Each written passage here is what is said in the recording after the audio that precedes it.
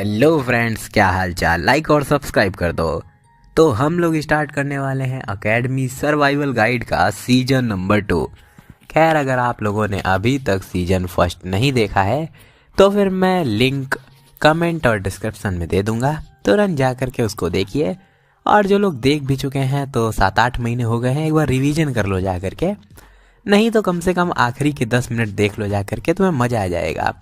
क्योंकि आखिरी के 10 मिनट में कुछ ज़्यादा ही खतरनाक था पिछले सीजन में। चलो कोई बात नहीं, फिर स्टार्ट करते हैं नए सीजन को बिना किसी बकवास के। तुम लोग जल्दी से जल्दी जाकर के कमेंट में अपनी हाजिरी डाल दो और लाइक को मार दो। अबे लाइक मार दिया करो यार, तुम्हारा कुछ नहीं जा रहा है, प्लीज़ लाइक मारो जल्दी से जल्दी। तो स्टार्ट करते हैं फिर बिना किसी बकवास के। तो इस पार्ट की स्टार्टिंग में एडी कहता है कि कैंप अंधेरे से भर गया।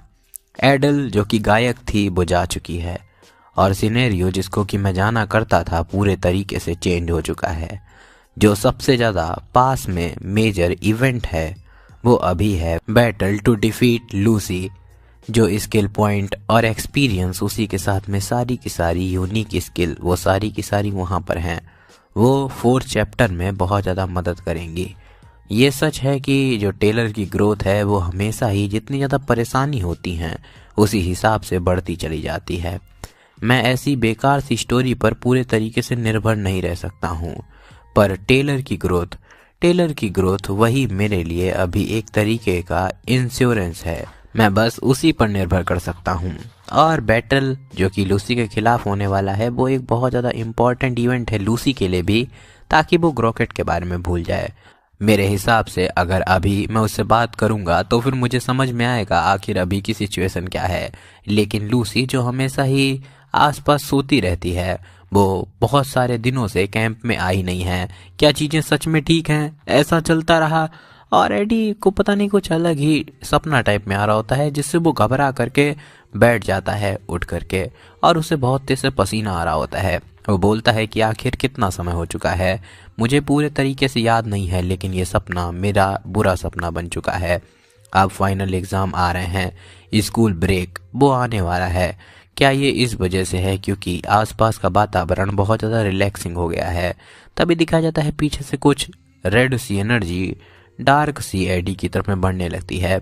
एडी बोलता है कि मुझे याद आ रहा है उससे पहले जब मैं यहाँ पर आया था, और उसे अपनी पास्ट लाइफ की मेमोरी याद आने लगती है, अपने जब वो मिलिट्री में हुआ करता था। और वो बोलता है कि मुझे ये सपने हर दिन आते हैं।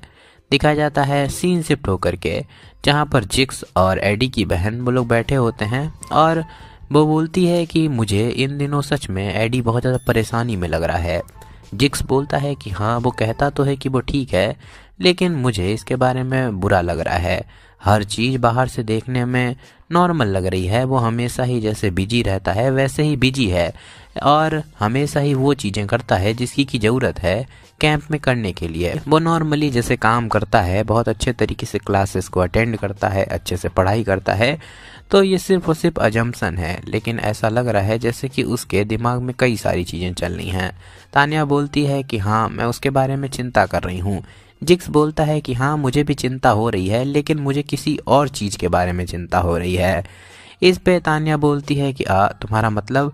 तो इस पे जिक्स बोलता है कि जैसा कि तुम जानती हो एडी के रिलेशनशिप कुछ ज़्यादा ही कॉम्प्लिकेटेड हैं। तानिया भी इस पे लूसी, लोरेथेल और जेनिका को याद करने लगती है और बोलती है कि हाँ, मुझे पता है। जिक्स बोलता है कि एडी को परेशानी हो, अब ये बहुत ज़्यादा कॉमन बन चुका है। सीन शिफ्ट होकर के दिखाया जाता है एडी और जेनिका आसपास बैठे होते हैं, और अभी तक जेनिका का विज़न सही तरीके से वापस नहीं आया होता है। जेनिका बोलती है कि मेरे हिसाब से अब मैं लोअर लेवल के स्पिरिट्स को हैंडल कर सकती हूँ।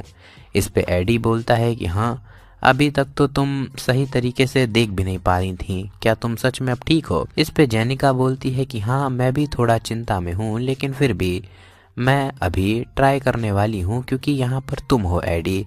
मुझे जल्द ही वापस जाना पड़ेगा क्योंकि क्लासेस स्टार्ट होने वाली हैं और एग्ज़ाम्स भी आ रहे हैं। एडी भी बोलता है कि हाँ, बिल्कुल सही। और फिर जेनिका खड़ी होती है, स्पेल पढ़ने लगती है। एडी बोलता है कि नॉर्मली जेनिका को अगर लो रैंक की स्पिरिट बुलानी हो तो उसे ये स्पेल्स नहीं पढ़नी पड़ती हैं। और तभी एडी सामने देख करके चौंक जाता है क्योंकि जेनिका ने मग को समन कर दिया होता है। इससे ही वो एकदम लड़खड़ाने लगती है और गिरने लगती है। मग भी चिल्लाता है माय लेडी देख करके, और तब तक एडी जाता है और उसको पकड़ लेता है और बोलता है क्या तुम ठीक हो। और इस पे भाई जेनिका तो पूरी लाल हो जाती है। भाई अबे क्या देख रहे हो, राइटर ने क्या खूबसूरत चीज बनाई है वे, ये आर्ट वर्क है, ये क्या है। उसकी आंखों में फैला काजल, बातों से करती घायल, चेहरे का वो, भाई देख रहे हो कितनी प्यारी लग रही है। इसको तो पूरे दिन बैठ करके देख सकता हूँ, मेरी जान, आई लव यू जेनिका। खैर एडी बोलता है क्या तुम मुझे सुन सकती हो। मग जल्दी जल्दी अंदर जाओ। मग भी चला जाता है और एडी उसके माथे पर हाथ रख देता है और जेनिका बोलती है कि मेरे हिसाब से मैंने कुछ ज़्यादा ही माना का यूज कर लिया।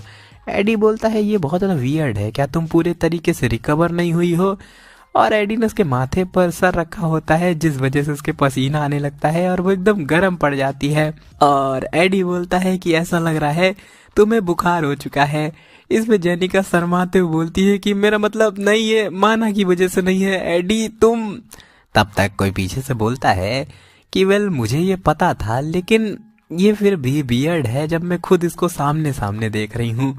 वहां पर लोरेटेल आ जाती है जो कि बहुत ज्यादा गुस्सा होती है और वो बोलती है कि मैं यहाँ पर एडी को देखने के लिए आई थी। मैंने अपने आप को पहले से तैयार भी कर रखा था कि मैं ऐसी कोई चीज देख सकती हूँ, लेकिन फिर भी किसने ही सोचा था तुम सच में यहाँ पर सेटल हो चुकी हो। मुझे जल्दी से जल्दी इसकी एक अच्छी एक्सप्लेनेशन चाहिए कि आखिर ये क्यों हुआ। जेनिका बोलती है कि क्या ये तो लोरेटेल की आवाज है ना। लोरेटेल उसके पास में जाती है और बोलती है कि जेनिका तुमसे मिलकर के अच्छा लगा। जेनिका बोलती है कि हाँ ये तुम ही हो लोरेटेल, मैं अब एडी के साथ मूव हो रही हूँ, अब हम लोग एक साथ रहने वाले हैं। इस पे लोरेटेल गुस्से में बोलती है कि क्या एक साथ रहने वाले हो, तुम्हें ये बोलना चाहिए कि तुम उसकी पड़ोसी बनने वाली हो, समझ में आया। वेल मैं आज यहाँ पर एडी को देखने के लिए भी आई थी, उसी के साथ में उसे एक इम्पॉर्टेंट इन्फॉर्मेशन देने के लिए आई थी। एडी बोलता है कि क्या इम्पॉर्टेंट इन्फॉर्मेशन, आखिर किस बात पर। तो इस पे लोरेटेल बोलती है कि एडी मुझे नहीं पता कि आखिर तुम्हारे फाइनेंस अभी कैसे हैं, लेकिन मैं तुम्हें कहना चाहूँगी कि तुम अगले सेमेस्टर के लिए जो भी सामान है उसको जल्दी से जल्दी खरीद लो। एडी बोलता है कि क्या इतनी जल्दी, मुझे पता है अभी अगर खरीदेंगे तो ये सस्ता मिल जाएगा, लेकिन अभी तो ब्रेक्स भी नहीं स्टार्ट हुए हैं। इस पे लोरेटेल बोलती है कि इससे मतलब नहीं है कि वो आगे जा कर के कितने एक्सपेंसिव हो जाएंगे, बल्कि बात यह है कि जैसे ही ब्रेक खत्म होंगे उसके बाद में तुम्हें मार्केट में कुछ भी मिलेगा ही नहीं। वेल तुम्हें भी ये इम्पोर्टेंट इन्फॉर्मेशन सुनने को मिल चुकी है, इस समय पर तुम लकी हो जेनिका। जेनिका बोलती है कि हाँ आखिर अब मैं एडी के आसपास ही रह रही हूँ, तो फिर तुम्हें स्पेसिफाई करने की ज़रूरत नहीं है, क्योंकि जब तुम उसको बताओगी तो मैं सुन ही लूँगी, लेकिन फिर भी थैंक यू। और वहाँ पर एडी भी इसको देख करके चौंका हुआ होता है कि आखिर जेनिका इतना ज़्यादा ऑड बिहेव क्यों कर रही है, लेकिन फिर भी लोरेटेल इससे तो गुस्सा नहीं ही होगी। भाई लोरेटेल एकदम बिल्कुल उसको आग लग गई होती है। वो बोलती है कि तुम मुझे गुस्सा दिला रही हो, चलो ठीक है आज के लिए मैं वापस जा रही हूँ, लेकिन ये जगह सच में बहुत ज़्यादा अच्छी है, आसपास की हवा इतनी अच्छी है, उसी के साथ में यहाँ पर पास में ही एक झरना भी बह रहा है। अब मुझे समझ में आता है कि लूसी यहाँ पर क्यों आकर के सोया करती है। इस पे जेनिका बोलती है कि क्या, और राइटर बोलता है कि जेनिका की आंखें पूरे तरीके से रिकवर नहीं हुई थी, लेकिन उसने वो चीज क्लियरली देखी, लोरेटेल कैचलन की evil smile.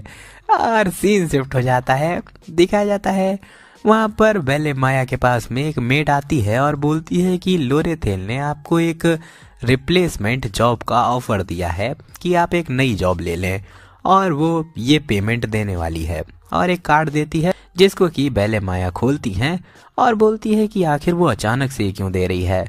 3 gold coin. Well ये इतना छोटा भी अमाउंट नहीं है, लेकिन मैं यहाँ पर बहुत सालों से काम कर रही हूँ, तो चाहे वो मुझे जितना भी ऑफर करे मैं नहीं मानूंगी। तब तक वो दूसरी वाली मेड आती है और बोलती है कि मैं दूसरों के मामले में घुसना तो नहीं चाहती हूँ, लेकिन चीफ मेड आप सही तरीके से देखिए, मुझे तो अपनी आंखों पर भरोसा ही नहीं हो रहा था कि हर दिन वो 3 सोने के सिक्के पे करेगी। इसको देख करके पहले मैं अपने मन में बोलती है कि ना मंथली ना वीकली बल्कि डेली। और उसके मन में भी लड्डू फूटने लगता है। वो एकदम शर्मा टाइप में जाती है और बहुत ज्यादा खुश हो जाती है। बगल वाली मेड पूछती है क्या आप सच में अब क्विट करने वाली हैं? खैर वहां से सीन शिफ्ट होकर के दिखाया जाता है जहां पर एडी घर को सेटल डाउन कर रहा होता है। तब तक पीछे से आवाज आती है कि क्या आप एडी हैं? एडी उसकी तरफ में देखता है, वहां पर एक बंदा होता है। वो कहता है कि मुझे लेडी लोरेथेल के द्वारा भेजा गया है। मैं हूँ official manager of Elte trading company. खैर मेरा नाम है राइन और मैं यहाँ पर एक सर्वे करने के लिए आया हूँ। एडी बोलता है क्या सर्वे? नो वे, नहीं। और इस पे वो बंदा बोलता है कि ये जल्द ही खत्म हो जाएगा। लेडी लोरेथेल ने कहा है कि वो यहाँ पर एक नया कैबिन बनाना चाहती हैं। और लोरेथेल भाई मस्त सी इविल स्माइल दे रही होती है बैठे बैठे। तो अब अपनी लोरेथेल भी यहीं पर रहने वाली है आकर के। अभी मजा आएगा ना वीडियो, डेली तुमको खतरनाक सा आतंक देखने को मिले। और वो बंदा बैठ करके काम पे लग जाता है। बोलता है कि ये मेरे लिए सम्मान की बात है कि मैं आपसे मिल रहा हूँ। एडी बोलता है कि आखिर तुम मुझसे इतना ज़्यादा पोलाइट क्यों हो? तुम तो मेरी जैसी सेम एज के लगते हो। इस पे वो बंदा बोलता है इसका नाम ड्यून होता है और ये जो लड़की इसका नाम है राइने। तो इस पे ड्यून बोलता है कि आप कोई ऐसे हैं जो कि मेरी एम्प्लॉयर जिनके बारे में बहुत ज़्यादा हाई सोचती हैं, तो फिर मेरे लिए अच्छा है कि मैं आपकी रिस्पेक्ट करूं। वैसे भी मैं आपसे कौन सा डेली मिलने वाला हूं। लेडी लोरेथेल वो सच में यहाँ पर किसी भी एम्प्लॉय को कभी नहीं भेजती, लेकिन यहाँ पर कोई ना कोई रीजन तो होगा ही जिस वजह से उन्होंने हम लोग को यहाँ पर भेजा। क्योंकि मुझे पता है कि वो जानती हैं कि जब भी वो आपके सामने होती हैं और जब भी वो हमारी कंपनी में होती हैं वो कितनी ज़्यादा अलग बन जाती हैं। जब वो हमारी कंपनी में होती हैं वो एकदम कोल्ड पर्सन रहती हैं, जैसे कि उनकी नसों में लोहा दौड़ रहा है, उनके अंदर कोई इमोशन ही नहीं होते हैं। इस पे एडी बोलता है कि ऐसा लग रहा है जैसे कि तुम्हें बिल्कुल उसकी रिस्पेक्ट ही नहीं है। इसको सुनकर के ड्यून बोलता है कि नहीं, ये तो एक्चुअली एक कॉम्प्लीमेंट था। खैर जो भी हो, अगर तुम्हें कभी भी हमारी कंपनी की मदद चाहिए हो और तुम लेडी लोरेथेल से डायरेक्ट डिस्कस ना करना चाहते हो तो फिर तुम मुझे कभी भी कॉल कर सकते हो। और उसको एक दारू निकाल करके देता है और बोलता है कि ये एक गोल्ड कॉइन की है जो कि ओल्ड एक ब्लैक मार्केट से आई है, तो इसको अच्छे तरीके से रखना। ये बहुत ज़्यादा स्ट्रांग है, तो फिर इसको ऐसे ही नॉर्मली मत पी लेना। पता है जब राइन ने बस एक सिप लिया था उस दिन, तो राइन तब तक दौड़ते हुए आती है और बोलती है कि हे वो एम्बैरेसिंग बातें मत बताओ। एडी बोलता है कि तुम मेरे बारे में कुछ ज़्यादा ही हाईली सोचते हो। इसको सुनकर के ड्यून बोलता है कि क्या बहुत ज़्यादा हाईली, लेकिन उसके बजाय मुझे लगता है कि तुम अपने आप को बहुत ज़्यादा कम समझते हो। एडी अचानक से एक बेकार सी शक्ल बनाता है और सीन शिफ्ट होकर के दुकान का सीन दिखाया जाता है जहाँ पर एडी सामान खरीदने के लिए आ गया होता है और बोलता है ज़्यादा चीज़ें तो मैं खुद ही बना सकता हूँ, तो मैं कम से कम चीज़ें लूँगा। तभी देखता है वहाँ पर एनिस भी आई होती है जो कि अपना मुँह छुपा रही होती है। तो एडी बोलता है कि हेलो एनिस। तो एनिस बोलती है कि मैं यहाँ पर कुछ सामान खरीदने के लिए आई थी, मैंने एक्सपेक्ट नहीं किया था तुम यहाँ पर मिलोगे। और ऐसे करते करते बहुत लंबी सा चौड़ी बात बोलती है और बोलती है कि तुम्हें इतना ज़्यादा परेशान होने की ज़रूरत नहीं है, तुम आराम से रेस्ट कर सकते हो। एडी बोलता है ओके थैंक्स। इस पे वो एकदम चौंक जाती है क्योंकि इतनी लंबी चौड़ी बात का एडी ने बस एक जवाब दे दिया होता है और पीछे की तरफ में खिसकने लगती है और बोलती है चलो फिर मुझे चलना चाहिए। तभी पीछे जाते जाते वो टेबल से टकरा जाती है जिससे कि उसके हाथ में एक थैला होता है जो कि गिरने लगता है। एडी उसको पकड़ता है और बोलता है केयरफुल रहो, तुम गिरने ही वाली थी। तभी वो देखता है उसके अंदर खराब सी सब्जियां रखी होती हैं। इसको देख करके एडी बोलता है कि खैर आखिर तुम ये सब क्यों लेकर के जा रही हो। इस पे एनिस बोलती है कि तो तुमने देख लिया इसमें कुछ भी स्पेशल नहीं है। वेल ये मायने नहीं रखता है, क्या यहाँ पर कोई भी कारण है जिस वजह से मुझे तुम्हें इम्प्रेस करना चाहिए। और एकदम शर्माने लगती है, क्या गरीब होना इससे मुझे शर्म आनी चाहिए। आखिर तुम मुझे अब कैसे देखोगे, क्या मुझे तुम्हें इम्प्रेस करने की ज़रूरत है। और उसकी आंखों में आंसू आ जाते हैं। आखिर हम लोग क्या हैं, क्या हम लोग डेट कर रहे हैं हाँ। और वहीं पर बैठ करके रोने लगती है और बोलती है मैं मरना चाहती हूँ। एडी बोलता है कि क्या हो गया, मुझे माफ़ कर दो। और वो बताता है कि एनिस हेलन वो एक कॉमनर है जो कि एक नोबल से भी ज़्यादा नोबल लगती है। उसकी फैमिली तुरंत ही बैंकरप्ट हो गई थी जैसे ही वो एकेडमी में आई थी, जिस वजह से उसको काम भी करना पड़ता है रुपए के लिए। मैंने सोचा था कि उसको बहुत ज़्यादा परेशानी हो रही होगी, लेकिन उसे तो जितना मैंने सोचा था उससे भी ज़्यादा परेशानी है। फिर वहाँ से सीन शिफ्ट होकर के दिखाया जाता है, वो लोग बाहर आ जाते हैं और कुकी खा रहे होते हैं। तभी एनिस बोलती है कि एक नए प्रोफेसर आने वाले हैं, प्रोफेसर ग्लास्ट की जगह पर, इस वजह से मैं यहाँ पर सामान खरीदने के लिए आई थी। ऐसा लग रहा है तुमने भी कई सारी शॉपिंग करी है एडी। एडी बोलती है कि हाँ, मैंने देखा कि प्राइजेस बहुत ज़्यादा बढ़ रहे हैं स्कूल में, इसी वजह से मैं जा कर के सामान खरीद रहा था। इस पे वो बोलती है कि हाँ, मैं डेली चेक करती हूँ और पिछले महीने से अब का प्राइस लगभग 10% ज़्यादा बढ़ चुका है। एडी बोलता है क्या तुम ये डेली करती हो? इस पे वो बोलती है कि हाँ, चिल्ला करके। तुम्हें लगता है क्या मैं कुछ ज़्यादा ही करती हूँ? इस पे एडी बोलता है कि नहीं, वेल मुझे लगता है कि हम दोनों एक जैसे ही हैं एनिस।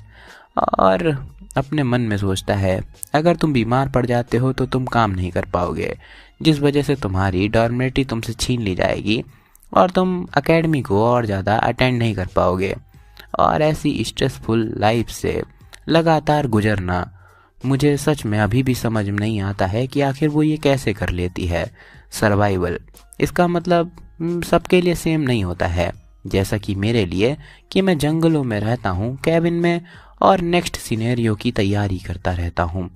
और वहीं पर एनिस हेलन के लिए ये एकेडमी एक जंगल है, पूरे तरीके से वाइल्ड लोगों से भरा हुआ जंगल।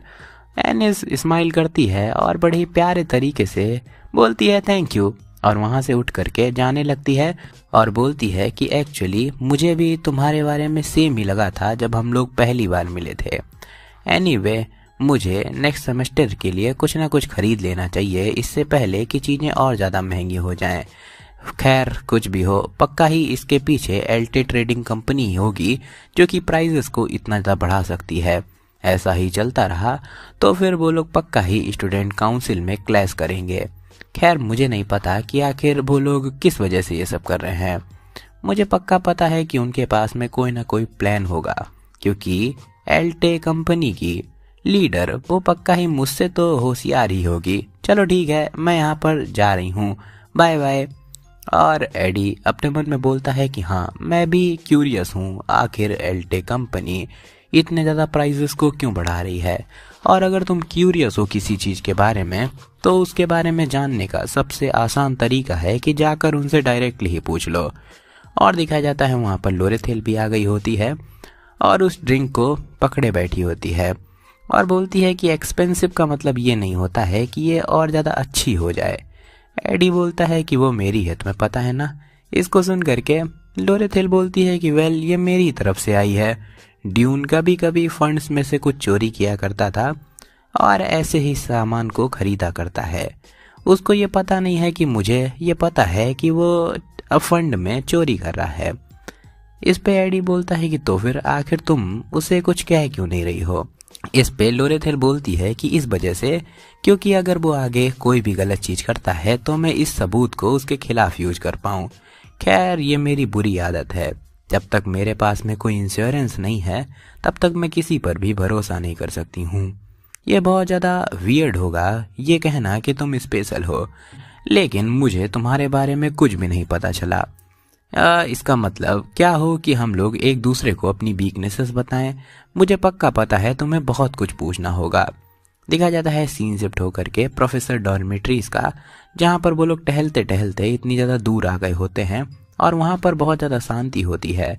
इस वजह से फाइनली एडी पूछता है कि ये जो क्लासिकल सी स्कीम है ये बिल्कुल भी तुम तो यूज नहीं करती हो, आखिर इसका मतलब क्या है?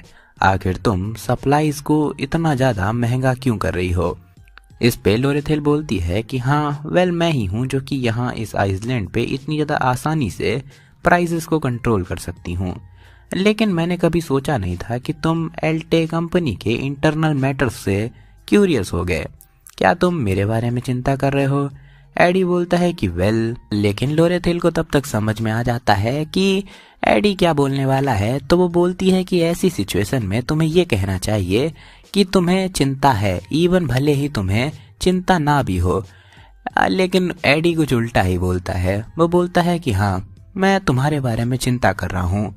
इसको सुन करके लोरेथेल शॉक हो जाती है और बोलती है कि तो फिर क्या हम लोगों को सीक्रेट्स ट्रेड करने चाहिए, और बहुत ज़्यादा प्यारी लग रही होती है। इस पे एडी बोलता है कि आखिर तुम यहाँ पर क्या प्लान कर रही हो। इस पे लोरेथेल बोलती है कि मैंने तुमसे कहा ना कि हम लोग एक दूसरे को अपनी वीकनेस बताएंगे। अगर तुम मुझे तुम्हारी बताओगे तो फिर मैं तुम्हें बताऊं कि आखिर मैं प्राइजेस को इतना ज़्यादा क्यों बढ़ा रही हूँ। इस पे एडी बोलता है कि वीकनेस, और शांत हो जाता है। फिर बोलता है कि वेल, तुमने मुझसे एक बार पूछा था क्या तुमने किसी को मारा है। मैंने जवाब दिया था नहीं, मैंने नहीं मारा है। इस पे लोरेथेल बोलती है कि हाँ, इसको तो 1 साल हो चुका है, आखिर तुम अचानक से इस चीज को क्यों ला रहे हो। एडी बोलता है कि मैंने तुमसे झूठ बोला था, मैंने किसी को मारा है, वो भी इतने सारे लोगों को जिनको गिना भी नहीं जा सकता है। बहुत सारे लोग, और बहुत ज्यादा, मतलब एक तरीके से डेंजरस लग रहा होता है, और कहता है कि ये तुम्हारे ऊपर है कि तुम उस पर भरोसा करो या फिर ना करो। लेकिन मैं एक समय पर एक ऐसी बैटलफील्ड में था जो कि बहुत ज़्यादा दूर थी, जहाँ पर तुम खींच लिए जाते हो एक जंग के अंदर में और देखते हो कई सारे लोगों को मरते हुए। उसमें से कई सारे ऐसे होते हैं जिनकी कि तुम्हें मदद करनी थी लेकिन तुम कर नहीं पाते हो, स्पेशली वो लोग जिससे तुम डेली बातें करते हो और जिनके साथ समय बिताते हो, जिनको कि बोला जाता है कॉमरेड्स। पहले तो तुम जबरदस्ती किसी न किसी तरीके से उनको जिंदा रखने की कोशिश करते हो, इवन भले ही तुम्हें पता है कि तुम थक करके गिर जाओगे, लेकिन फिर भी तुम उनकी बॉडी को ले करके भागने की कोशिश करते हो। और कभी कभी तुम ऐसे कॉमरेड को देख करके खड़े हो जाते हो जो कि लगभग मरने वाला है, अपनी आंखों को फाड़ते हुए देखने लगते हो जब वो अपनी आखिरी सांसें ले रहा है, लेकिन इवेंचुअली तुम ये करना छोड़ देते हो क्योंकि तुम खुद भी बहुत ज़्यादा बिजी हो अपने आप को सरवाइव करवाने के लिए। इवन भले ही ये तुम्हें अंदर से तोड़ देता है, एक दिन तुम्हें रियलाइज होता है कि तुम पूरे तरीके से अनइमोशनल हो गए हो, इवन अपने नज़दीक वालों की मौतों से भी, क्योंकि तुम्हारे हाथ खुद ब खुद रंगे हुए हैं खुद के सर्वाइवल से। जब तुम पूरे तरीके से सर्वाइवल इंस्टिंक्ट से भरे होते हो तो फिर तुम्हारे सेंसेस बहुत ज़्यादा शार्प हो जाते हैं। सर्वाइविंग सिर्फ और सिर्फ यही चीज़ तुम्हारे सर के अंदर रहती है, लेकिन एक बार जब तुम बैटलफील्ड छोड़ देते हो तो तुम्हें समझ में आता है कि अब कोई तुम्हें हर्ट करने वाला नहीं है, और साथ में तुम्हारे वो लोग भी नहीं हैं जिनके साथ तुम खुश रहा करते थे। और अगर बाई चांस तुम किसी को बचा भी लेते हो तो एक सवाल आता है कि तुमने इतने सारे लोगों को इग्नोर करके मार डाला है, और ये चीज़ें तुम्हें हमेशा ही याद आती हैं। अगर मैंने उनको इग्नोर नहीं किया होता तो शायद से मैं उनको भी बचा सकता था। मैं ही हूँ जिसने कि उन लोगों को मारा है। तो मैं एक कंक्लूजन पे आता हूँ, और वो सारे के सारे कैरेक्टर जो कि इस सिनेरियो में हैं जिनको मैं इन्फ्लुएंस कर सकता हूँ, तो मैंने अपने आप से चाहे झूठ बोला हो या फिर कुछ भी किया हो, मैंने एक चीज़ डिसाइड करी कि मैं किसी के भी साथ में कॉमरेड नहीं बनूंगा। और इन दिनों मैं इस चीज़ को सही तरीके से सुलझा नहीं पा रहा हूँ, इसी वजह से मैं बहुत ज़्यादा डिप्रेस रहने लगा हूँ, यही मेरी कमजोरी है। और फिर थोड़ी देर की शांति के बाद में लोरेथेल बोलती है, मेरे हिसाब से जैसा कि मैंने प्रॉमिस किया था, मुझे भी तुम्हारा जवाब देना चाहिए। तुमने मुझसे पूछा कि आखिर मैं स्कूल की सप्लाईज और बुक्स को क्यों खरीद रही हूँ और प्राइस क्यों बढ़ा रही हूँ। वेल, मुझे एक रिपोर्ट पता चली है कि एक चूहा हमारी ट्रेडिंग कंपनी के अंदर आ चुका है, तो हम लोग बस उसे पकड़ना चाहते हैं। कुछ समय से हम लोग के जो भी लॉक्स हैं सही तरीके से मेंटेन नहीं हो पा रहे हैं, इसका मतलब कोई ना कोई है जो कि चोरी कर रहा है। एडी बोलता है कि क्या वो बंदा तो नहीं है ड्यून, वो इवन अल्कोहल भी लेकर के आया था तुम्हारे चुराए हुए फंड से। इसको सुन करके लोरेथेल बोलती है कि नहीं, ड्यून इतना ज्यादा बोल्ड नहीं है, वो बस छोटी छोटी हेरा फेरी करता है।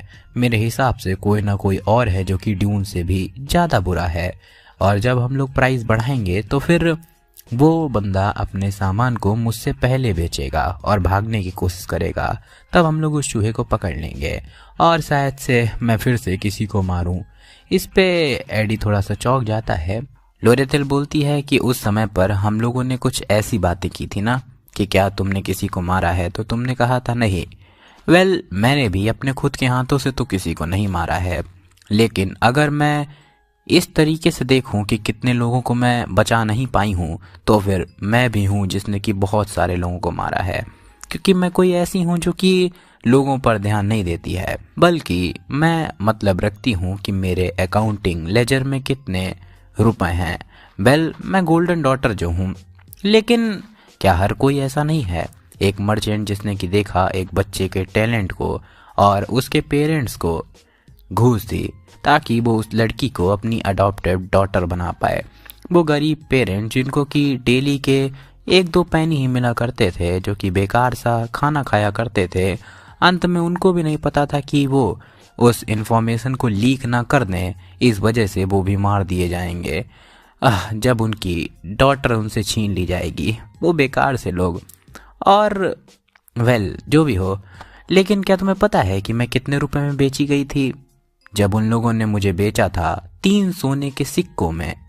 ऐसा लगता है कि ये कल की बात है जब मैं 3 सोने के सिक्कों में बिक गई थी, और आज मैं कोई ऐसी हूँ जो कि 3 सोने के सिक्के डेली ही किसी को भी दे देती हूँ, सिर्फ और सिर्फ इसलिए ताकि वो उस एक इंसान को स्काउट करे जिसको कि मैं पसंद करती हूँ।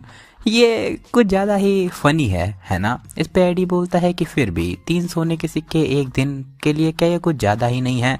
इस पे लोरेथिल बोलती है कि मेरे हिसाब से मुझे पता है कि वो मना ही करेगी, लेकिन फिर भी ठीक है।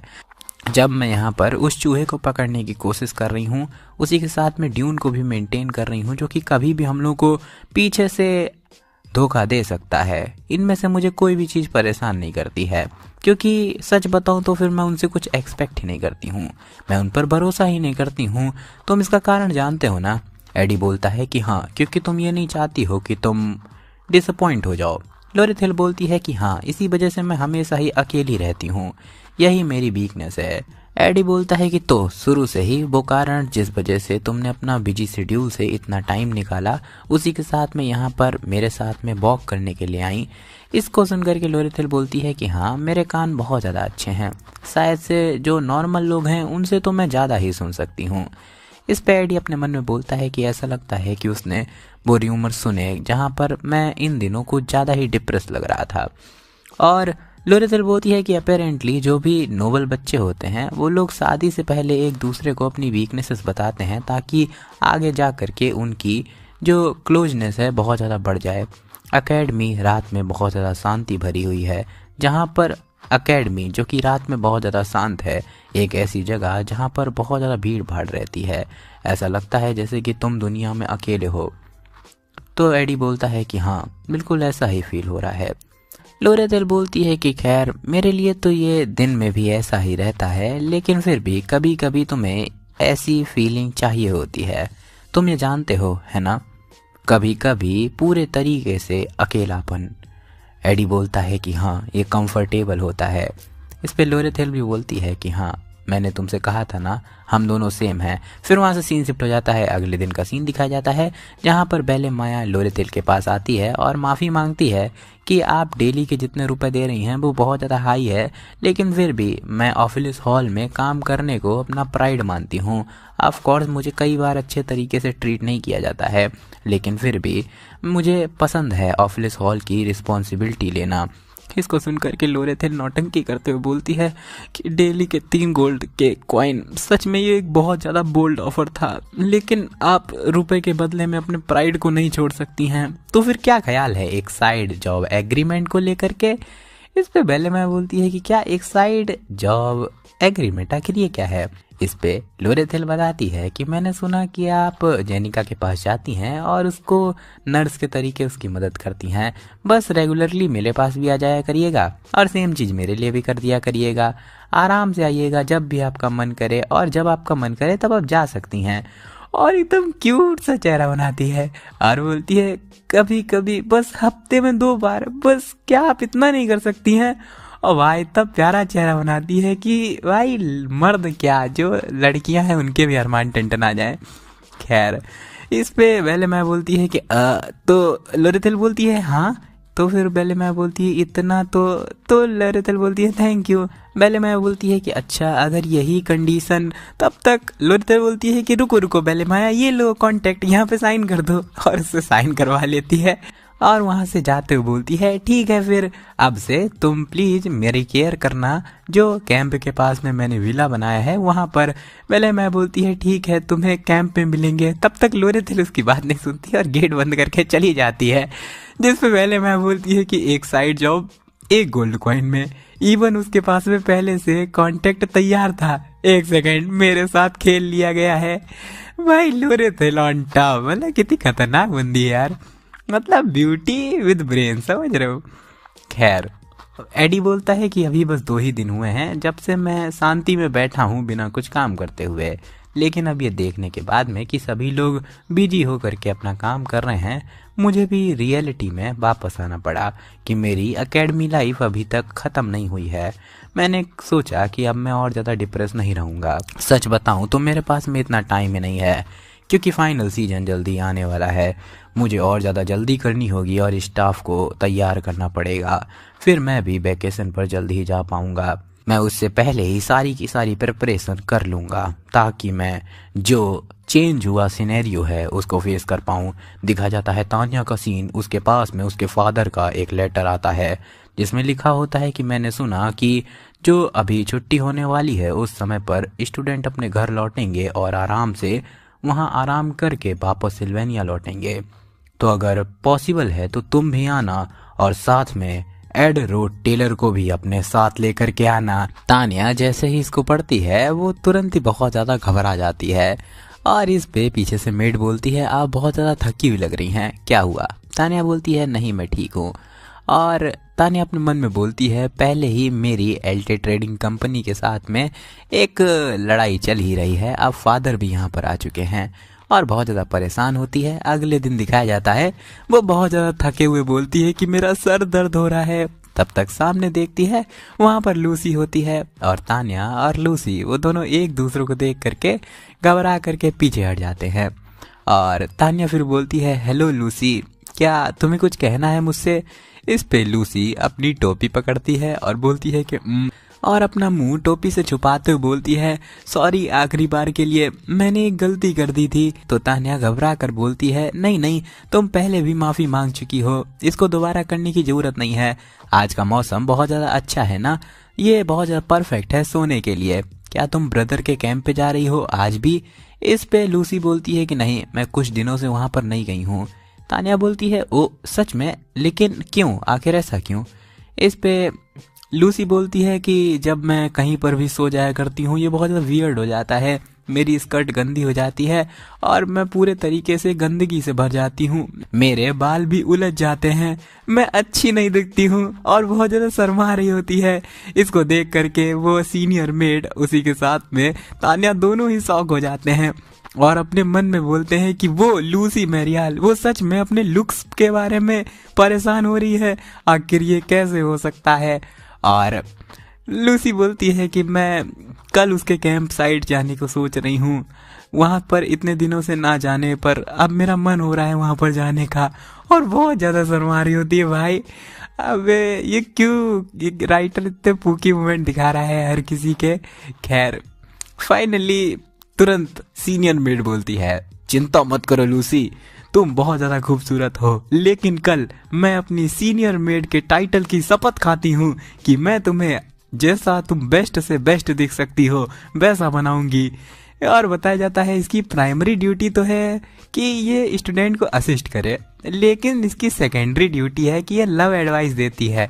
इसको पता है कि आखिर कौन किससे प्यार करता है, कैसे प्यार करता है।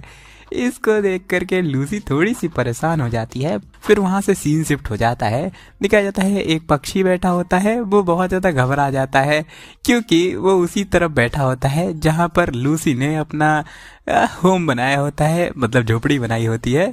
और जेनिका बहुत गुस्से में उधर तरफ देख रही होती है, बहुत ज़्यादा गुस्से में। तब तक वहाँ पर कई सारी हवाएं चलने लगती हैं और एनर्जी का एक गोला बनता है और वहाँ पर फाइनली अपनी मेरिल्डा आ जाती है। भाई मेरी वाइफू मेरिल्डा बोलती है ओ कैसा लगा। इस पे एडी बोलता है कि तुम्हें अब ह्यूमन फॉर्म में समन करने में उतनी ज़्यादा दिक्कत नहीं हो रही है। और बताया जाता है कि उसने वो स्टाफ बना लिया है, thunderstruck 1000 year old wooden cane. और इसकी कई सारी तारीफ बताई जाती है और एडी बोलता है कि ये सच में बहुत अच्छी चॉइस थी। तभी इसको देख करके जेनिका बोलती है कि वाओ, मैंने कभी भी मैजिक इंजीनियरिंग टूल इससे पहले नहीं देखा है। एडी बोलता है क्या तुम इसे ट्राई करना चाहती हो? इस पे वो बोलती है कि क्या मैं अभी तक पूरे तरीके से रिकवर नहीं हुई हूँ, तो मुझे पक्का नहीं है कि मैं क्या सही तरीके से इसको टेस्ट कर भी पाऊंगी या फिर नहीं।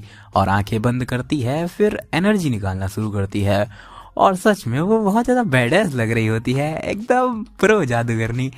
खैर, और जेनिका बोलती है कि वाह, ऐसा लग रहा है जैसे कि मेरी बॉडी के अंदर से पूरे तरीके से माना बह रहा है। इस पे एडी बोलता है कि तुम्हारी स्पिरिट सेंसिटिविटी कुछ ज्यादा ही हाई है जेनिका, तो तुम्हें ऐसा फील हो सकता है। जेनिका बोलती है कि हाँ, सच में ये मेरी स्पिरिट पावर को भी इम्प्रूव कर रहा है, ये बहुत ज़्यादा अमेजिंग है। सच में अब मुझे समझ में आ रहा है लोगों को मैजिक इंजीनियरिंग इतनी ज़्यादा क्यों पसंद है। ये बहुत ज़्यादा अच्छा है एडी, इसको वापस ले लो। एडी बोलता है कि नहीं। जेनिका बोलती है कि हाँ, तो एडी बोलता है कि ये तुम्हारा है। जेनिका बोलती है क्या मेरा? एडी बोलता है कि हाँ, ये मैंने तुम्हारे लिए ही बनाया है, तुमने मेरी बहुत ज़्यादा मदद करी है और मैं तुम्हारा कर्जदार हूँ। सॉरी, पर मैं तुम्हें कभी भी प्रॉपरली थैंक यू नहीं बोल पाया। इसको सुन करके जेनिका बोलती है लेकिन क्या ये तुम्हारे लिए अच्छा नहीं रहेगा कि तुम इसे यूज करो? और ब्लश कर रही होती है। इस पे एडी बोलता है कि नहीं, मैं अपने लिए वैसे भी दूसरा बनाने ही वाला हूँ, तो चिंता मत करो। और तभी शौक हो जाता है, जेनिका की तरफ देखता है। जेनिका उस पे अपना थोड़ा सा भार रखती है और बोलती है एक और, तो मतलब ये पेयर में होगा। अच्छा मैं पक्का ही इसका अच्छे तरीके से यूज करूंगी। और एकदम इमोशनल हो जाती है और बहुत ज़्यादा प्यारी लग रही होती है और बोलती है थैंक्स एडी। और भाई कितनी प्यारी लग रही होती वे।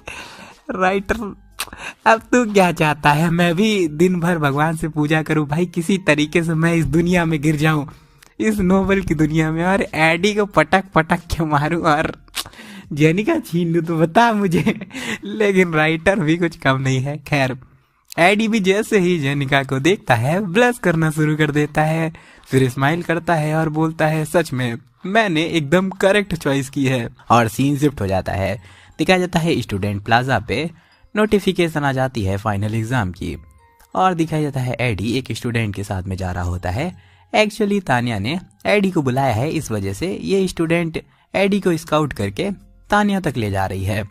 एडी अपने मन में फाइनल एग्जाम के बारे में सोच रहा होता है कि रिटन और फील्ड एग्जाम होंगे, जहां पर रिटन एग्जाम मैक्सिमम 100 नंबर का होगा और फील्ड एग्जाम की कोई भी मैक्सिमम लिमिट नहीं है। जैसे जैसे वो जा रहा होता है वैसे वैसे लोग उसके सामने झुक रहे होते हैं और उसको ग्रीट कर रहे होते हैं।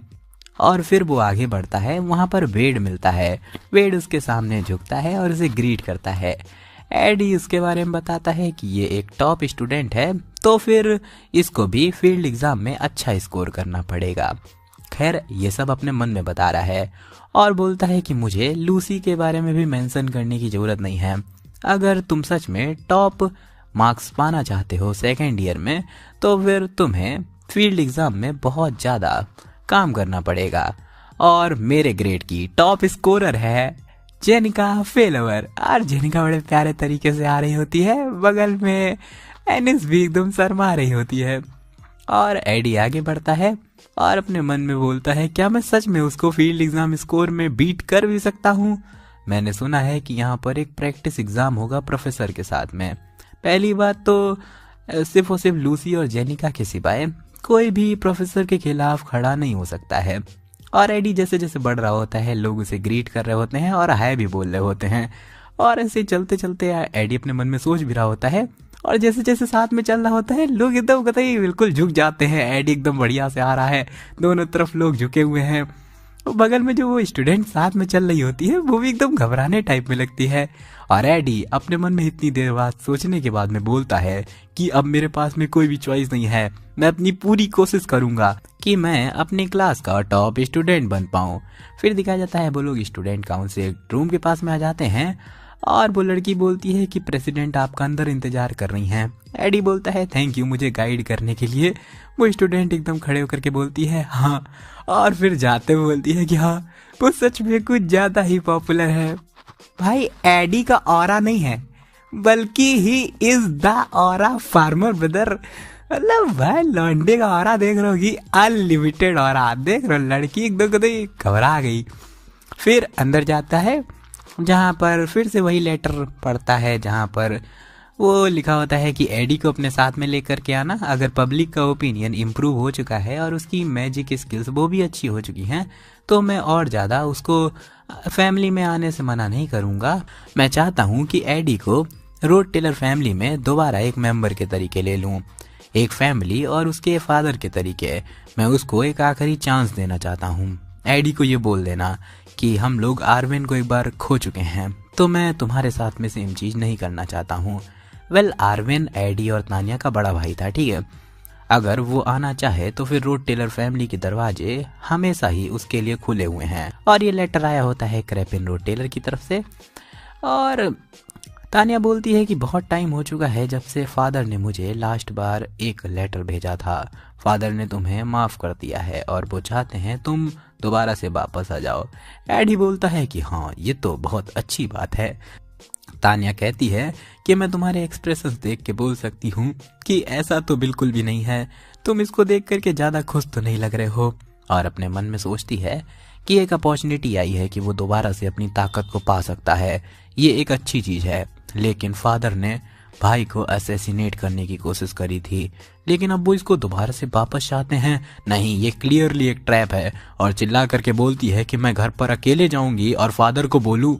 तब तक एडी बोलता है कि नहीं, चलो ब्रेक में दोनों एक साथ चलते हैं। और उस लेटर को जलाते हुए बोलता है कि मेरे भी कुछ ना कुछ खुद के प्लान है।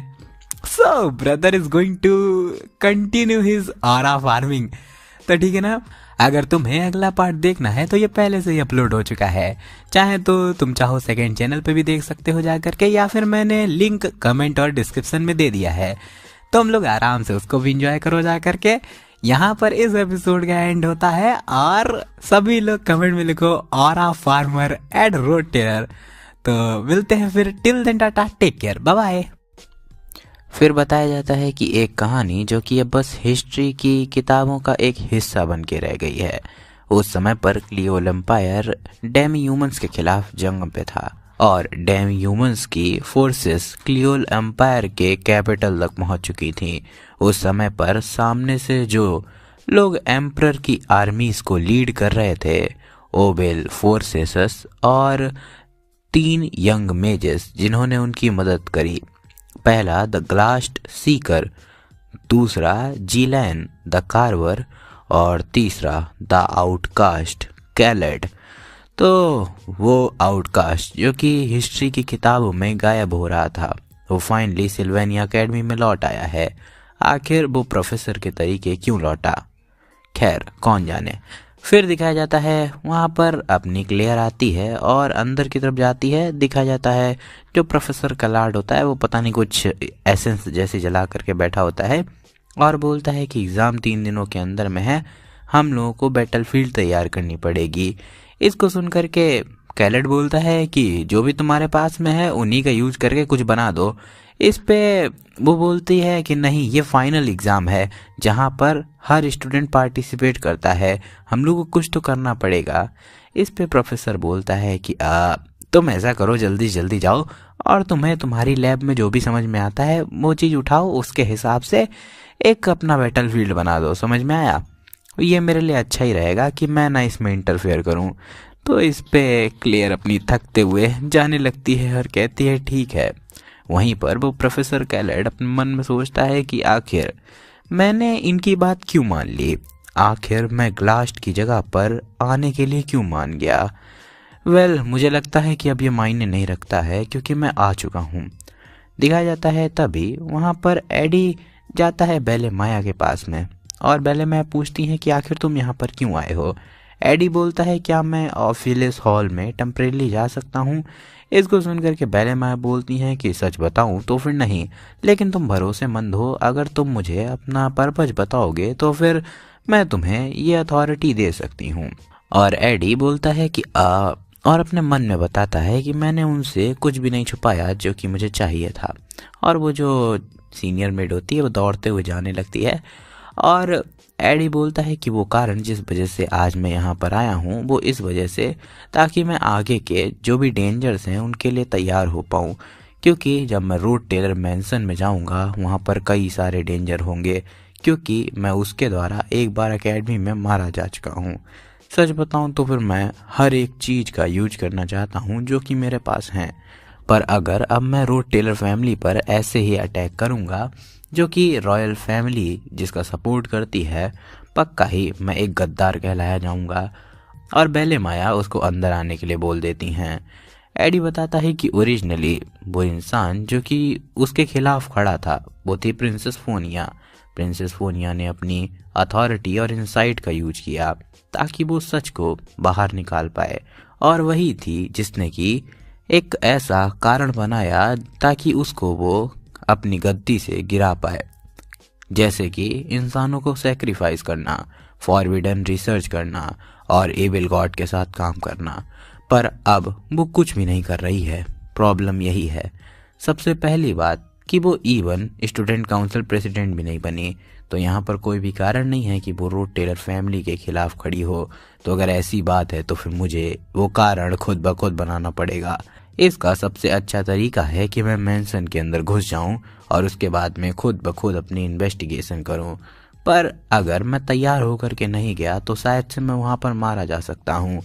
वो जगह पूरे तरीके से क्रैपेन रोड टेलर के अंडर कंट्रोल में है, लेकिन फिर भी मैं बहुत देर से चल रहा हूँ। तभी बेले माया बोलती है कि जब एग्ज़ाम शुरू होंगे क्या तुम कैंप के कामों से कुछ समय के लिए छुट्टी लेने वाले हो। इस पे एडी बोलता है कि वेल मैं बेसिक्स तो करूँगा ही। और बेले माया बोलती है कि अच्छा तो ऐसी बात है। एडी अपने मन में बोलता है कि आखिर क्या हुआ, बेले माया ने ये क्वेश्चन क्यों पूछा। ये क्लियरली मेड का पैसेज है। क्या ऐसा हो सकता है कि इवन हम लोग एक लंबा रास्ता ले रहे हैं लेकिन फिर भी वो मुझे और ज़्यादा छुपे हुए रास्ते से ले जाना चाहती है, जिससे कि कभी स्टूडेंट्स को पता ही ना चले कि मैं यहाँ पर आया भी था। और बेले माया बोलती हैं कि चलो चलते हैं। एडी बोलता है कि सच में ये कितनी ज़्यादा थॉटफुल है, लेकिन फिर भी आखिर हम लोग इतना धीमे क्यों चल रहे हैं। और पूछता है कि आखिर हम लोग इतना धीमे क्यों चल रहे हैं। इस पे बेले माया बोलती है कि वेल मेरे पास में एक इम्पॉर्टेंट क्वेश्चन है और वो बहुत ज़्यादा ज़रूरी है। इस पे एडी बोलता है कि बताओ क्या है। इस पे बेले माया बोलती है कि खैर उसको बोलना थोड़ा मुश्किल है, क्या तुम मुझे थोड़ा समय दे सकते हो सोचने के लिए। ये ऐसे ही कर रही होती है, तभी देखती है वहाँ पे वो सीनियर मेड आती है और अपना थंब दिखाती है। बेले माया फिर बोलती है उसको देख करके कुछ भी नहीं, आ जाओ मेरे साथ में। और आगे वो लोग अब तेज चलने लगते हैं। एडी अपने मन में बोलता है कि मैंने ये डिसाइड किया मैं क्रैपेन रोड टेलर को तानिया के थ्रू रिप्लाई दूंगा। उसने लिखा होता है थैंक यू मुझे ये अपॉर्चुनिटी देने के लिए। मेरे आंसू निकल आए। मैं अपने पापों के लिए बहुत ज़्यादा दुखी हूँ और मैंने बहुत ज़्यादा काम किया है एक अच्छा इंसान बनने के लिए। मैंने कई सारे कनेक्शंस बना लिए हैं रोड टेलर फैमिली के, जो कि नाम को अच्छे तरीके से बयां कर पाएँ। मैं चाहता हूँ कि मैं अपनी स्किल्स को आपके सामने प्रूव कर पाऊँ और मैं अपने जो सबसे नज़दीक के एलाइज हैं उनको भी आपसे इंट्रोड्यूस कर पाऊँ। और अपने मन में बोलता है कि वेल मुझे ये कहने की ज़रूरत ही नहीं है कि आखिर मेरे पास में सबसे ज़्यादा भरोसेमंद इंसान कौन है, लूसी मैरियाल। और वो लूसी के कमरे में आ जाता है, खोलता है। लूसी भाई बहुत प्यारे तरीके से एकदम बैठी होती है, सुंदर तरीके से। तो अब तो तुम्हें समझ आ ही रहा होगा कि आखिर ये लोग इतना धीमे धीमे क्यों लेकर के आ रहे थे एडी को, क्योंकि अपनी लूसी को तैयार जो करना था जाने मन। और लूसी बोलती है कि हाय। वहीं पर बेले माया बोलती हैं कि ऐसा लगता है कि वो जैसे यूजुअली ड्रेस करती है वैसे ही ड्रेस करके बैठी हुई है। और एडी बोलता है कि खैर तुम बहुत दिनों से कैंप पे नहीं आई हो, क्या तुम बिजी हो। इस पे लूसी बोलती है कि नहीं ऐसा कुछ नहीं है। तो एडी बोलता है कि तुम जब कैंप पे आती हो उससे अभी पूरे तरीके से अलग लग रही हो। तो अच्छा तुम ऐसी हो, मैंने ये एक्सपेक्ट नहीं किया था। खैर ये तुम्हें बहुत ज़्यादा सूट कर रहा है, मैं सरप्राइज हूँ। एकदम लूसी शर्मा जाती है और बेलेमाया बोलती है तुमने कहा तुम्हें कुछ काम है, आखिर क्या है एडी? एडी बोलता है लूसी जब हमारे एग्ज़ाम ख़त्म हो जाएंगे तो क्या तुम मेरे घर आओगी और चलो मेरे फादर को एक साथ ग्रीट करते हैं चल करके। भाई ये शादी का प्रपोजल ज़्यादा लग रहा है, इस वजह से लूसी बहुत ज़्यादा शर्मा जाती है और बेलेमाया भी बहुत ज़्यादा चौंक जाती है। और फिर थोड़ी देर बाद सीन शिफ्ट हो जाता है जब एडी ने सब कुछ उसे समझा दिया होता है और कहता है कि वेल मैंने थोड़ा अजीब तरीके से बोल दिया लेकिन सारी बातचीत ये थी। एनीवे मैं अपनी ज़िंदगी यहाँ पर दांव पे लगा रहा हूँ। ऑफ कोर्स ये एक ऐसी जर्नी होने वाली है जो कि मुझे रोड टेलर मैंसन में लेके जानी है और मुझे बहुत ज़्यादा इसमें टाइम भी लगेगा। तो इस वजह से मैं तुमसे ये फेवर चाहता हूँ और मैं ये फ्री में नहीं चाहता हूँ। मैं ये सिर्फ और सिर्फ इस वजह से तुम्हें बता रहा हूँ क्योंकि मैं सिर्फ तुम पे ही भरोसा करता हूँ। मैं जो क्रैपिन रोड टेलर है उसको उसकी राजगद्दी से हटाना चाहता हूँ। मुझे पता है ये पूरे तरीके से एक रेवेलियन है, मतलब कि उसके खिलाफ एक जंग, लेकिन फिर भी मैं ये करना चाहता हूँ। मैं किसी भी हालत में रोड टेलर फैमिली का हेड अब अपने फादर को नहीं बने रहने देना चाहता हूँ। लूसी बोलती है कि तो क्या तुम्हारा मोटिव बदला है? एडी इस पे थोड़ी देर के लिए शांत हो जाता है, फिर कुछ देर बाद सोच के बोलता है कि मैं बस सरवाइव करना चाहता हूँ। जब मेरे फादर ने मुझे फैमिली से निकाल दिया था तो फिर बाद में उन्होंने मुझे हार्म करने की कोशिश करी थी। अगला हेड मेरे फादर के बाद में तान्या बनेगी, लेकिन मैं बड़ा बेटा जो कि यहाँ पर जिंदा रहूँगा तो मैं उनके लिए एक प्रॉब्लम बन सकता हूँ। इस वजह से वो मुझे मारने की कोशिश ज़रूर करेंगे। मैं तुम्हारे लिए कुछ भी करूँगा लूसी, प्लीज़ मेरी मदद करो और मुझ में इन्वेस्ट करो। लूसी शांत हो जाती है, फिर कुछ देर बाद बोलती है कि मैं कुछ चीज़ों पर इन्वेस्ट नहीं करती हूँ। नहीं, मैं किसी भी चीज़ों पर इन्वेस्ट नहीं करती हूँ। जैसा कि तुम जानते हो मुझे ताकत से कुछ भी लेना देना नहीं है। एडी बोलता है कि अच्छा। तो लूसी बोलती है कि तो आखिर क्या है जिसमें कि मैं इंटरेस्टेड हूँ, और जा कर के बाहर खिड़की पे खड़ी हो जाती है और बोलती है तुम्हें क्या लगता है कि मैंने ओल्ड मैन के साथ में जो वादा किया था वो अभी तक मैं निभा रही हूँ? और उसको खोल देती है जिससे हवा आती है और लूसी बोलती है क्या जो मुसीबत थी वो सच में टल चुकी है, और अगर मैंने अपना प्रॉमिस पूरा कर दिया है तो फिर आगे मैं अपनी ज़िंदगी में क्या करूँगी? जैसा कि मैंने कहा मुझे ताकत से कुछ भी लेना देना नहीं है। अगर मैं तुम्हारी मदद करूँगी तो ये सिर्फ और सिर्फ इस वजह से क्योंकि मैं तुम्हारी मदद करना चाहती हूँ, दैट्स इट। पर इवन फिर भी मैं ये चीज़ तुम्हारे लिए फ्री में नहीं कर सकती हूँ। एडी बोलता है कि आखिर तुम्हें क्या चाहिए?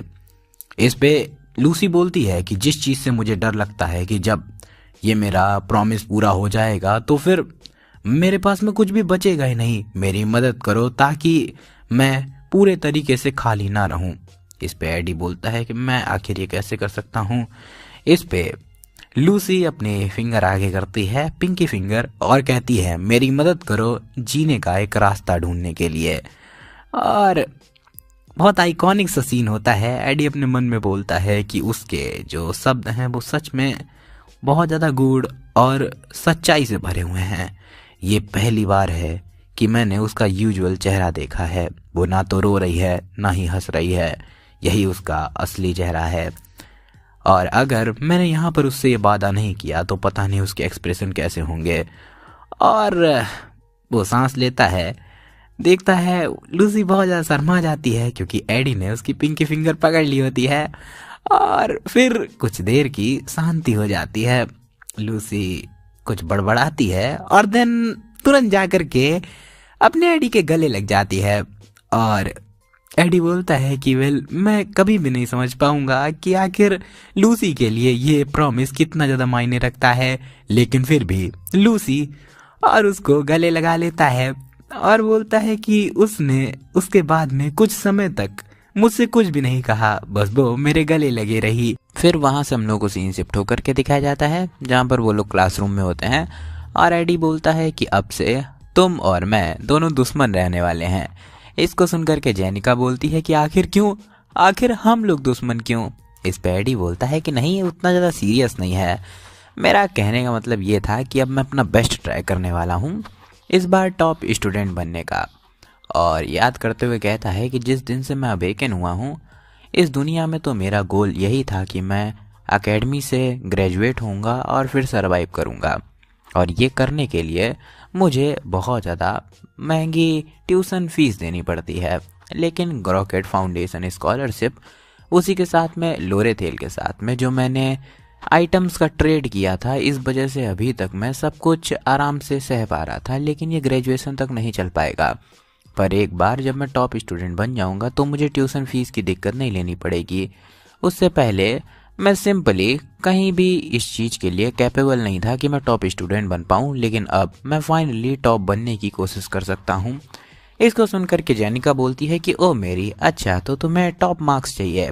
मेरे हिसाब से अगर मैं थोड़ी सी भी कमज़ोर पड़ गई तुरंत तुम मुझसे अच्छा स्कोर कर दोगे। एडी आसपास देखते हुए बोलता है कि ज़्यादातर लोग जेनिका को छोड़ करके यहाँ पर सब एवरेज ही हैं, लेकिन मैं जेनिका से कंपेयर नहीं कर सकता हूँ जब स्पिरिट आर्ट्स की बात आती है। लेकिन मैंने बहुत ज़्यादा हैवी सब्जेक्ट को अच्छे से याद कर लिया है, जैसे कि हिस्ट्री और मैजिक इंजीनियरिंग। और जेनिका बोलती है कि मैं तुम्हें ये आसानी से नहीं लेने दूंगी। मेरे होम टाउन में लोग बहुत ज़्यादा गर्व करते हैं कि मैं एक टॉप स्टूडेंट हूँ। एडी बोलता है कि हाँ ठीक है, और फाइनल एग्ज़ाम शुरू हो जाता है और फिर सीन शिफ्ट हो जाता है। फर्स्ट एग्ज़ाम ख़त्म हो जाता है और दिखाया जाता है क्लेयर। उनकी हालत पूरे तरीके से ख़राब होती है क्योंकि उन्होंने ही अकेले 3 रात जग करके खुद पूरे के पूरे पेपर बनाए होते हैं। और क्लेवियस वो बहुत ज़्यादा दुखी होता है कि आखिर मैंने पहले एग्ज़ाम में बेसिक शॉर्ट्समैन टेक्स्ट बुक के जो भी क्वेश्चन थे वो कैसे गलत कर दिए। मैं स्टूपिड हूँ, मैं चूतिया हूँ, ऐसे कह कर वो डिप्रेस हो रहा होता है। तभी वहाँ पर एल्विरा आती है और बोलती है तुम्हें इतना ज़्यादा डिप्रेस होने की ज़रूरत नहीं है, तुम फील्ड एग्ज़ाम में अच्छे मार्क्स स्कोर कर सकते हो। और वो जाती है और बोलती है कि वेल मैं कुछ पोषण लेना चाहती थी, इस वजह से प्रोफेसर के पास आई थी। इसको सुनकर के एनिस बोलती है कि वेल तुमने सबसे ज़्यादा गलत टाइम चूज़ किया। असिस्टेंट प्रोफेसर वो बहुत दिन से सोई नहीं थी, तो अभी उनकी आंखें भी नहीं खुलनी हैं। तब तक क्लेवियस बोलता है कि मेरे घोड़े लग गए, मैं टॉप स्पॉट को खोने वाला हूँ।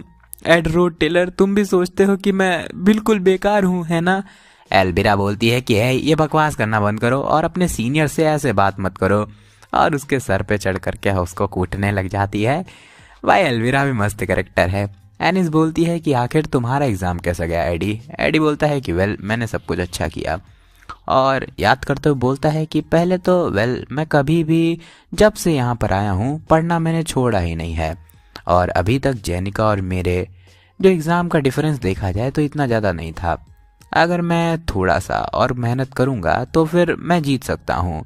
मुझे एलिमेंटल स्टडीज़ फील्ड एग्ज़ाम में स्कोर अच्छे करने पड़ेंगे, और रूल्स के अनुसार जो फील्ड एग्ज़ाम है वो एक प्रोफेसर के खिलाफ डुअल होता है। हमारा जो अपोनेंट होना चाहिए वो असिस्टेंट प्रोफेसर क्लियर होना चाहिए, लेकिन देख करके लगता तो नहीं है कि ये कल कुछ भी कर पाएंगी। एनिस बोलती है कि किसी न किसी दूसरे प्रोफेसर को आना पड़ेगा मदद के लिए। तब तक वहाँ पर कैलेड आता है और बोलता है कि मेरा नशा उतर रहा है, असिस्टेंट प्रोफेसर क्लियर। इस पे क्लियर तुरंत उठती है और बोलती है कि हाँ प्रोफेसर कैलेड। तो इस पे कैलेड बोलता है कि मैं बस अभी मुझे डीन ने बहुत ज़्यादा अड़काया है कि आखिर मैं सारा का सारा काम तुम पे क्यों डाल रहा हूँ। मुझे ये कहा गया है कि मुझे कुछ ना कुछ करना पड़ेगा। क्या उन लोगों को लगता है कि वो लोग मुझसे कुछ भी कह सकते हैं? वो लोग इस वजह से कुछ भी कह रहे हैं क्योंकि वो डीन है, ऐसी की तैसी। तो इस पे क्लेयर बोलती है मुझे माफ़ कर दो। तो कैलेड बोलता है कि नहीं नहीं, मुझे लगता है कि अगर मुझे रुपए मिलने हैं तो मुझे कुछ ना कुछ काम तो करना ही चाहिए। कल फील्ड एग्ज़ाम है ना? चलो ठीक है, कल का सारा एग्ज़ाम मैं हैंडल कर लूँगा। चलो देखते हैं, तुम एडरोड टेलर हो, है ना? एडी बोलता है कि हाँ। तो इस पे कैलेड बड़ा ही एक्साइटेड होते हुए बोलता है कि क्या तुम मुझसे फाइट करना चाहोगे? और देन सीन शिफ्ट हो जाता है, अगले दिन का सीन दिखाया जाता है। अरीना में सभी लोग बात कर रहे होते हैं, क्या प्रोफेसर और 3rd ईयर का एडी वो फाइट करने वाले हैं। उधर देखो E1 स्टूडेंट काउंसिल प्रेसिडेंट भी यहाँ पर आई हैं, और हाँ चीफ सेक्रेटरी जिक्स और डाइक भी यहाँ पर आए हुए हैं। तान्या अपने मन में बोलती है मुझे नहीं लगता कि एडी किसी भी हालत में जीत पाएगा। यहाँ पर लूसी के सिवाय कोई भी प्रोफेसर के सामने खड़ा ही नहीं हो सकता है। मेरे बिजी शेड्यूल के बाद में भी आखिर मैं यहाँ पर क्यों आई? बस मैं अपने भाई को ज़्यादा चोट नहीं लगने दे सकती हूँ, क्योंकि उसे घर भी वापस लौटना है। और प्रोफेसर उसी के साथ में एडी दोनों एक दूसरे के सामने आ जाते हैं। प्रोफेसर तैयार हो जाता है अटैक करने के लिए, और तान्या बताती है कि जब प्रोफेसर कैलेड वो वॉर में थे, इनका दूसरा टाइटल था the mad dog. Professor attack कर देता है तो एडी भी उसके अटैक को काउंटर करता है। इस पे प्रोफेसर कहते हैं कि बहुत अच्छे, तुम्हारी फायर पावर बुरी नहीं है, और एक इनकांटेशन करने लगते हैं जिससे कि बहुत ज़्यादा इलेक्ट्रिसिटी वहाँ पर आने लगती है। एडी बोलता है कि ये एक बेसिक मैजिक नहीं है, ये होता है मिड रैंक का लाइटनिंग मैजिक फ्लैश, जिससे बहुत ज़्यादा बड़ा अटैक होता है। एडी कुछ भी देख नहीं पाता है, तो इस पे प्रोफेसर बोलते हैं कि तुम्हारी रिएक्शन स्पीड अच्छी है, लेकिन बच्चे ये गलत बात है। तब तक प्रोफेसर एक अटैक करते हैं बेसिक मैजिक से, तो एडी भी अपने बेसिक डिफेंस स्पेल खोल लेता है, फिर फायर अटैक करता है, जिससे कि प्रोफेसर बोलते हैं कि तुम्हारी प्रोफिशिएंसी बेसिक मैजिक के साथ बुरी नहीं है।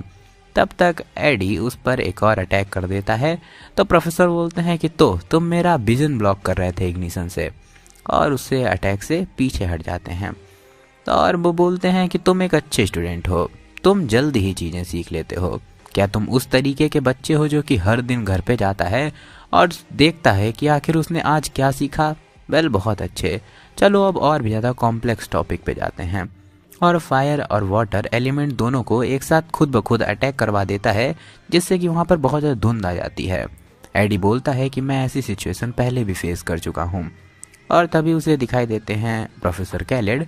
वो वहाँ पर अटैक करता है, दिखाई जाता है वो तो उनकी बर्फ़ की मूर्ति होती है, और प्रोफेसर पीछे से 2 अटैक करते हैं। एडी उसको डॉज कर लेता है। प्रोफेसर बोलते हैं तुम्हारी रिएक्शन स्पीड अच्छी है, लेकिन तुम चीज़ों को कुछ ज़्यादा ही देर तक सोचते हो, तुम्हारे लिए यही अच्छा रहेगा कि तुम ज़्यादा टाइम मत लो। एडी अपने मन में बोलता है कि अगर मैं यहाँ पर ये जो स्टीम है इसको हटा भी दूंगा, लेकिन फिर भी यहाँ पर स्टीम आ ही जाएगी। मेरे अपोनेंट के पास में मैजिकल एबिलिटीज़ का एडवांटेज है, तो आखिर मुझे रियल प्रोफेसर कैलेड को ढूंढने के लिए क्या करना चाहिए? नहीं, ये सभी के सभी फेक हैं, पक्का ही इसी में से किसी मूर्ति के पीछे वो होने वाले हैं। अगर ऐसी ही बात है तो वो ऐसे कई बड़ा सा अटैक टाइप में करता है और सारी की सारी जो मूर्तियाँ होती हैं उनको तोड़ देता है, और प्रोफेसर कैलेड सामने आ जाता है, और वो एक्चुअली बेसिक एस्पेक्चुअल मैजिक का यूज कर रहा होता है। तभी अचानक से उसे कुछ याद आता है और वो तुरंत ही मैजिक को हटा देता है। तब तक प्रोफेसर ने विंड ब्लेड का यूज कर दिया होता है, जिस वजह से एडी को चोट लग जाती है। तो इस पे प्रोफेसर बोलते हैं कि आखिर तुम क्या कर रहे हो? क्या तुम जानबूझकर एलिमेंटल मैजिक का यूज कर रहे हो? एडी बोलता है क्या ये ऑब्वियस नहीं है, क्योंकि ये एलिमेंटल स्टडीज एग्जाम है। और तान्या देख करके घबरा जाती है। कैलेड बोलते हैं तुम फनी बच्चे हो, पहली बात तो मुझे फ़र्क नहीं पड़ता है कि तुम एलिमेंटल मैजिक का यूज करो या फिर कुछ और का। एडी बोलता है क्या ये अलाउड है? इस पे प्रोफेसर बोलते हैं क्या तुम्हें लगता है कि मैं इंजर्ड हो जाऊंगा? एडी बोलता है कि नहीं, ये एलिमेंटल स्टडीज़ एग्ज़ाम है ना, इस वजह से। इस पे कैलेड बोलता है कि एलिमेंटल मैजिक वो कॉम्बैट मैजिक में सबसे ज़्यादा बेसिक होता है, तो सिंपली ये इसके बारे में नहीं है कि तुम एलिमेंटल मैजिक का यूज करो, बल्कि तुम कैसे उस मैजिक को अलग अलग फील्ड में कंबाइन करके एक साथ यूज कर सकते हो। आखिर यही असली मतलब है एलिमेंटल स्टडीज़ का। समझ में आया? इसको सुनकर के एडी बोलता है कि ठीक है। इस पे प्रोफेसर बोलते हैं कि वेल, ये चीज़ तो ग्लास्ट कहता, लेकिन मैं थोड़ा सा अलग हूँ। तुम्हारे पास में जो भी हो उस चीज़ का यूज करो और मुझे रोक करके दिखाओ। अगर 10 मिनट बाद में भी तुम अपने दोनों पैरों पर खड़े रहते हो तो फिर तुम्हें मिलेंगे परफेक्ट स्कोर। तो अगर इसके आगे का पार्ट देखना है तो वो सेकंड चैनल पर अपलोड हो चुका है, या तो मैं लिंक को डिस्क्रिप्शन और कमेंट बॉक्स में दे दूंगा। जल्दी से जल्दी जा करके उसको देख लो, और इसको यहीं पर एंड करते हैं। Till then tata, take care, bye bye.